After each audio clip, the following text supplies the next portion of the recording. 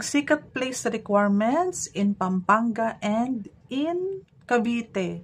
For Bulacan, standby, pero para-pareho lang po ang mga requirements. So, number 1, company ID, make sure na valid pa. Kung hindi na, di magpagawa ka na ng bago habang maaga pa. 2, government ID, kailangan natin yan. Pero wag nang isama yung PhilHealth. Ano po? So, kailangan din natin ng TIN ID. Latest original COE, number 4, sa HR mo yan kukunin. And kumuha ka na din nung number 5, yung 1-month payslip. Pero kung BPO ka, kung call center agent ka, kuha ka ng 3 months payslip. Yung number 6 and number 7, di ba po naririnig mo yung ESAV? Ngayon po, Pag-ibig virtual na application po yan, i-download mo, mag-sign up ka, para makapag-open ka ng sarili mong access. Maganda yan kasi real-time na po yan.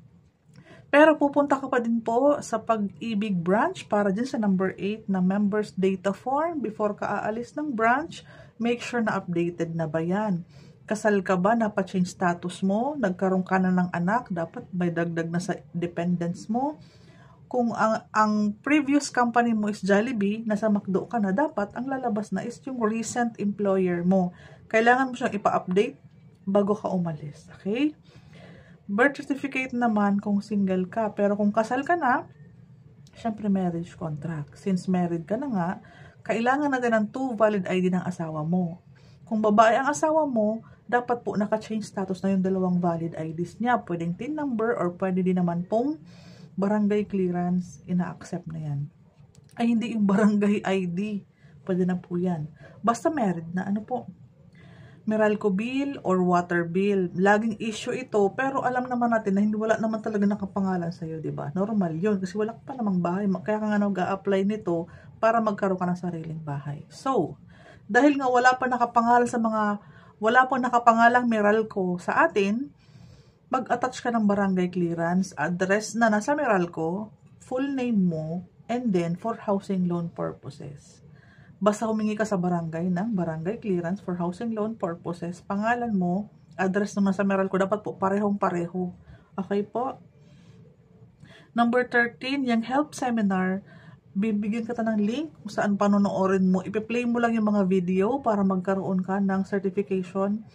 Basta yung mga pwedeng i-email sa akin, like mga certification, pwede ko na po yan i-print via sa email ko. And kung mag-reserve ka, pwedeng dalhin mo yung mga valid IDs. Ako na po ang mag-Xerox kasi po dapat colored, malinaw, talagang clear, nababasa, 3 perma mo sa baba. And 1 bond paper lang kasi per 1 ID ang standard sa mga requirements. So, ako na ang bahala doon. Okay po? Number 14, reservation agreement form. Mayroon akong form sa sasakyan, sa motor ko, sa office. Para anytime na may kamit up akong buyer, pwede kaming mag-fill out ng form kahit sa McDo or sa Jollibee or saan ako magkita. Okay? Yung 4 pieces po na 1 by 1 picture, kung wala ka pa, pagpunta mo dito, pwede katang picturean. And then ako na po ang magpapa-develop. 65 pesos lang po yun. Para kung nagmamadali ka, hindi ka na makakapunta sa Photoshop, ako na ang bahala. Kasi ang standard na sa mga requirements ng dyan sa mga picture dapat po ay yung, wala akong sample na doon sa labas. Yung rough ang texture, hindi po yung glossy. Kasi yung glossy, pag nag-moist, nag-fade. Okay po. Ako na po ang magpapaprint, magpapa-recopy para siguradong isang polish lang, ay isang ayos ng requirements, mapolish ko na po agad para wala na tayong masyadong mga magiging delays. Salary required, i-discuss po yan soon. Waiting po tayo sa mga update kung ano ang total contract price, yung mapa, lahat po. House features, kung ano ang merong bago sa pagsikat place.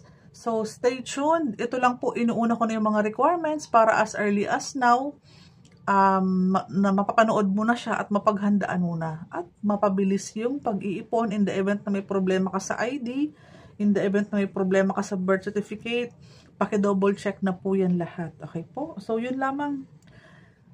Keep in touch po. Stay tuned.